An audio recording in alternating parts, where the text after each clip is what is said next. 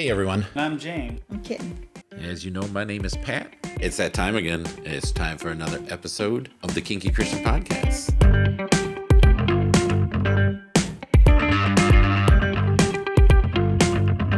You know, I had this cute idea for an intro the other night when I couldn't sleep, Yeah? and I can't remember what it was. Oh, don't you hate that? Yeah, because it was really cool, and I was going to use it to like bring us in, Yeah? and it was just Super cool. super cool. Should have been in your head. Yeah, but anyway, so since we don't have a super cool intro, we'll just say, hey, it's us. So if you're hearing our voices or watching us, then you know that you found us at the Kinky Christian Podcast. Yay! Yay us, right? Yay you. Yay, you. Yay you. I'm your host, Pat, and with me as always, it's... Hi, I'm Kitten. And today we are going to talk about the evolution of like relationships and dating, if that makes sense. So, Except we can't talk about the way back because we weren't there. no, we can't. Well, we can talk about it because I mean, I know how my parents met, and I know there's a lot. If you stop and think about just the evolution of relationships, and this is kind of the reason we're doing this is we're doing kind of a couple episodes on the internet and the impact the internet has made on life in general, but in sex and lifestyles and that. So, but if you go way back, I mean, through history, relationships actually started out, I don't know if they started out, but there's a lot of arranged marriages. Right. So Still are. there still are, but not as many as, at least I don't think there's as many as back in the day. Yeah, probably not. I mean, who knows? Different times. Different times. Yeah. And a lot of cultures that used to do arranged marriages, a lot of the women are standing up and saying, oh, hell no, we ain't doing that no more. Yeah. And getting killed for it, but, that's neither Some here do. nor there. Some come to America and say, Yeah. shopping, yay. Yeah. So when you look back and you see how relationships were back then, with like arranged marriages that were done for a purpose. It wasn't about love. Hopefully, you either love the person they're arranging to, or you learn to love them, or at least you could tolerate them. That usually wasn't the case from my understanding, but again, I wasn't there. And that lasted for quite a while. And then you get to where you meet each other because of family. It's not an arranged marriage, but it's a lot of like, and I don't want to use the word pushing, but a lot of guiding you towards Who they thought was your right choice. correct. Yes. So, hey, have you met Mrs. Jones's daughter? She is really nice, and we're going to, take you over, and we're going to. So you had that era. Then things started going to where relationships were more developing in like high school. High school became the big thing. You look at the 50s and the 60s and that, and a lot of high school sweethearts. That's kind of where the term came from, high school sweethearts. Then, like my parents, I mean, they met back then too in the like 40s. Sweetheart times. Yeah, and the sweetheart times. I like that. And they met. Oh, look, you may get to see Morpheus. How fortunate are you? Yeah. They met at what they used to call mixers, where there is a lot of, he's catting. He just knocked the camera lens cover on the floor and broke it, I think. So anyway, sorry. They had like a lot of clubs back then. And my mom was a member of the club called the Ladybugs. And my dad was in the Cooties. I know. But Because boys have cooties. boys, usually, yes. And they would get the two groups together and do mixers with them. And that's how they met, was at one of these mixers. Then I think my parents met with the gangs, with the gangs, he was the bike gangs. he was a Hell's Angel, and she was a, or like Grease, the pink ladies and the T-birds. Was that? It was something like that. I'm not entirely sure, but I know my dad was on the biker gang. And your mom was, Not. she was. Then how did they meet? If She was hanging, I don't know, or I don't hanging know. at the biker bars? Probably. Knowing her. Then you get to, after like in our time, you did a lot of high school dating. Yeah. Middle school dating. Middle school, they started getting into middle school, but then we also did a lot of friend hookups. Yeah. Bros before hoes. Right? Right? But there's a lot of, hey, I got a friend, kind of the blind date era, Yeah. I guess is what you'd call it. Yeah, A there lot was of- a lot of that back A lot then. of blind dates. I got a friend that I think would be perfect for you. So we're kind of going back to where the parents would shoo you in one direction, but now it's your friends shooing you in a direction. Yeah. Just like we met. We met through a mutual friend, Right. and we did not want to meet. Nope.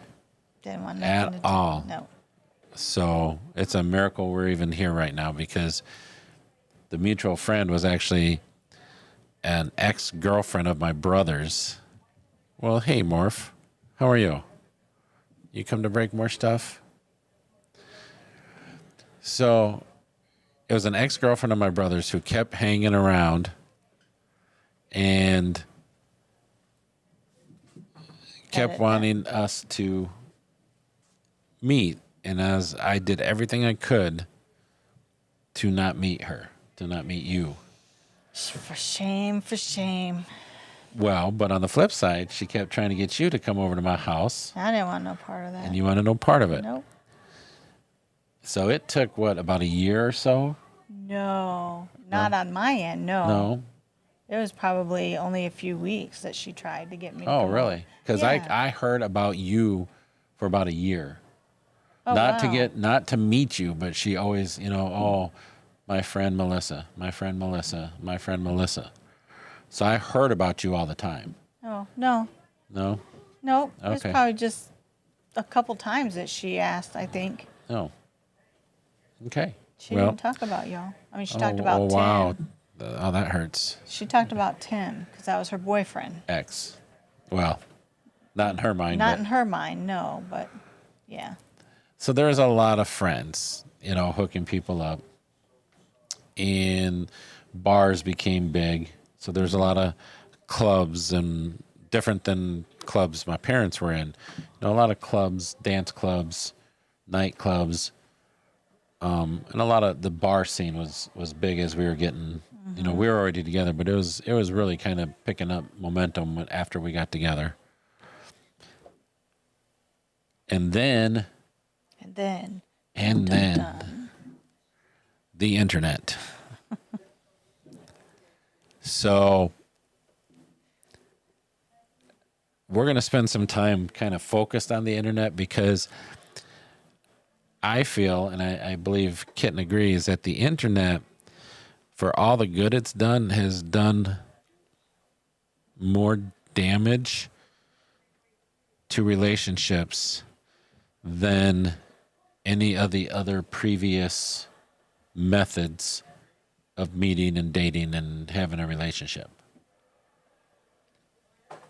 I know we might take some flack for this, and that's okay. Everyone has their own opinions and their own views, and you can say, oh, you're just old. We did not. We are old. We are old. The internet was not a thing. We were alive before the internet. So it is. Oh, Well, before the internet became big, our children were alive. yes. So before we had home internet, when it was just the military applications,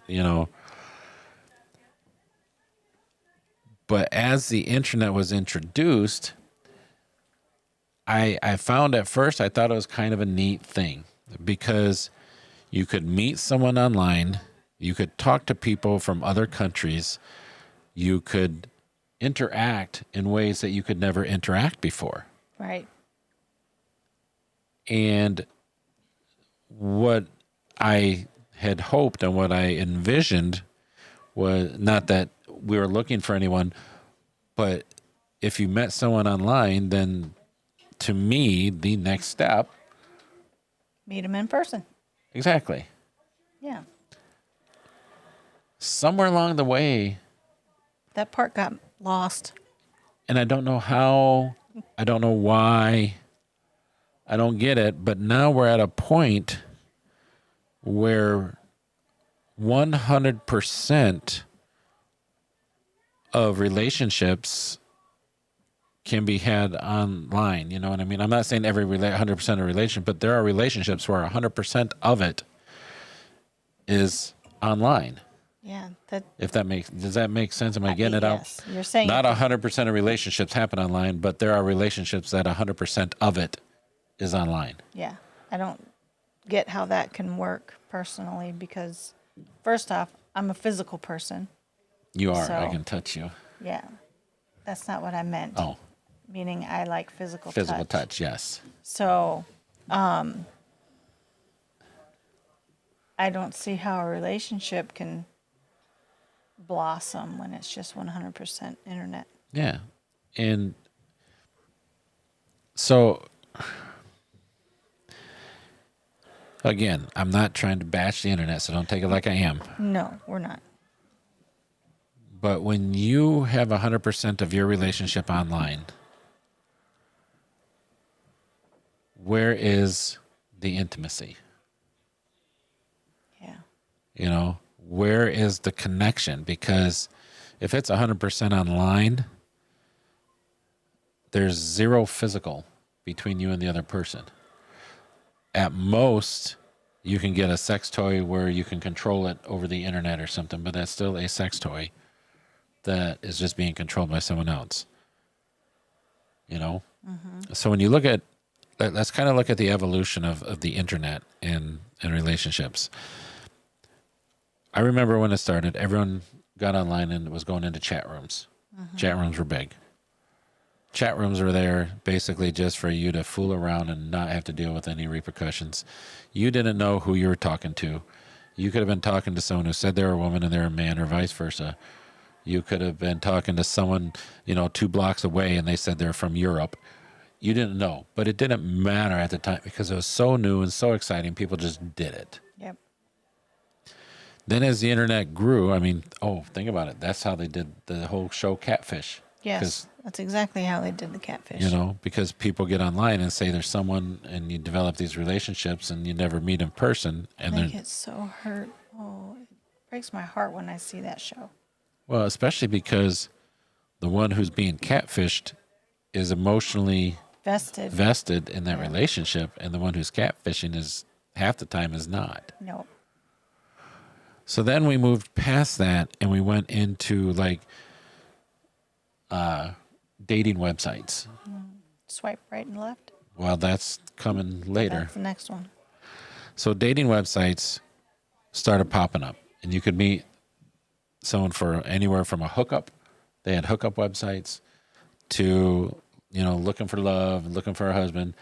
And we actually have very good friends that met through one of these websites, are now married, 2 beautiful kids, and been married for 15 years now. I think so.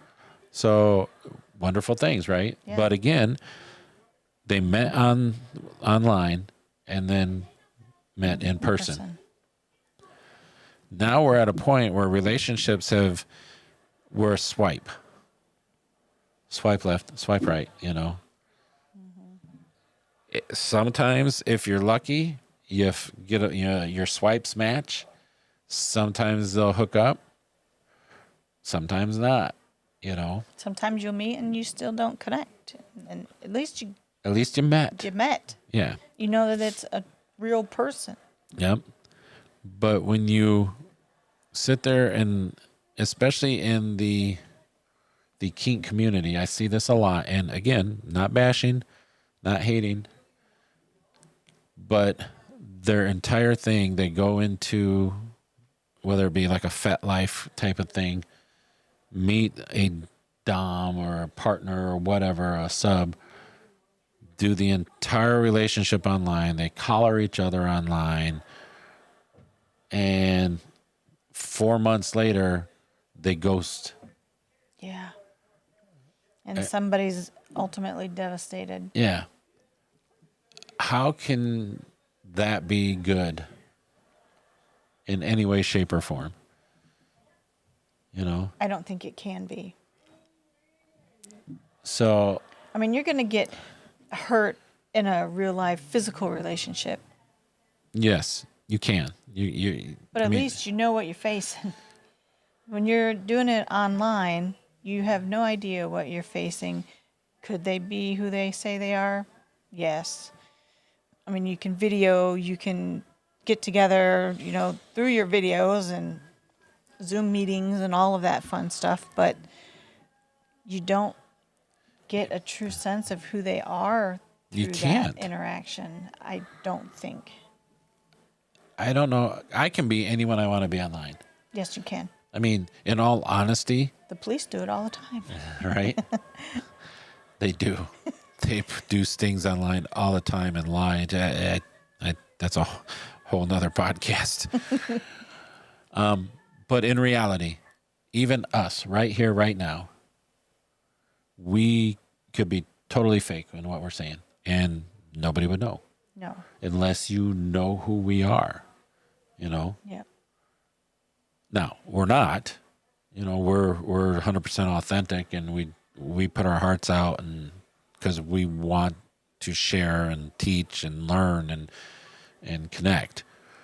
But I'm just saying, in reality, even on a podcast like this, not just internet dating, but in any way, shape, or form on the internet, you do not know the person that's there Yeah. unless you are part of their physical life and interact with them, interact with the people they interact with, get to know who they are, get to know who their family is, get to know who their friends are, and begin to paint a more complete picture of the individual. Right. So, yeah, I mean, for all the good the internet has done, I think it has really hurt relationships because it has turned them into like less physically intimate and not as much of a like spiritual connection, I guess, is, you know what I mean? Yeah, that's good. Does that make sense? Yeah. So, Yeah, I agree. okay. So you guys got to be careful out there. Yeah. You get tied up in these DOMs and from a sub perspective. And when you submit yourself, I mean, yes, you do your vetting. I get that. But when you submit but on the internet, you yourself- can only vet so much. Exactly. And when you submit yourself, you're opening yourself up to this person. And that's why I think, the subs get crushed so much, is because they're extremely vulnerable, and they're being vulnerable to someone who isn't being authentic. Yeah. And it's so easy nowadays to ghost somebody. Yeah. Just stop talking to them. Yeah, Block their and block number. them. I mean, you can do so much now to just ghost someone. Yeah. Whereas back in our day, in school, if I broke up with you, I'm gonna see you that next day at school. That's right. And we're gonna have some words. we're gonna have some words. So you have to take responsibility Yep. There's no You know, responsibility now. There's no, people just- take no response. There's no accountability. No, they're like, it's blocked, done. You Yep. know? So, now I get it. Different times. Doesn't always make it better times, but it is different times. It's different You know, times. it's different times with us than with our parents, and different times with them than their parents. I get it. We move on, but that doesn't mean the path we're following is always better than the path we came from. Agreed. So, does that make sense? Yes. Just because we're moving ahead doesn't mean we're actually moving forward. If that, Yep. I follow you. Yeah. Will they follow you? I don't know. I don't know. Anyway, so we just kind of wanted to touch on that, and our next, we're kind of doing like I said, like a two-parter. I think it's only going to be 2 parts. We might do another one, depends on how it goes. But we're going to touch on the internet again and what it's done to change the adult content availability, accessibility, and we've actually talked to some of our listeners who are much younger than us and got their input because they grew up knowing the internet. They did not know life without the internet. So we're going to kind of look at how we grew up and how they grew up. So yeah, check us next time it might be next time. We might do another Bible one in between. We'll probably do a Bible one in between. Because we kind of want to keep that ball rolling too. It's a big book. It's a big book, and it talks about sex a lot. Well, the next one's going to get kind of controversial. But anyway, but we're gonna talk about the internet and how it's changed access to adult material. Sounds good. Sound good? Sounds So good. until next time, take care of yourselves, take care of each other, and God bless.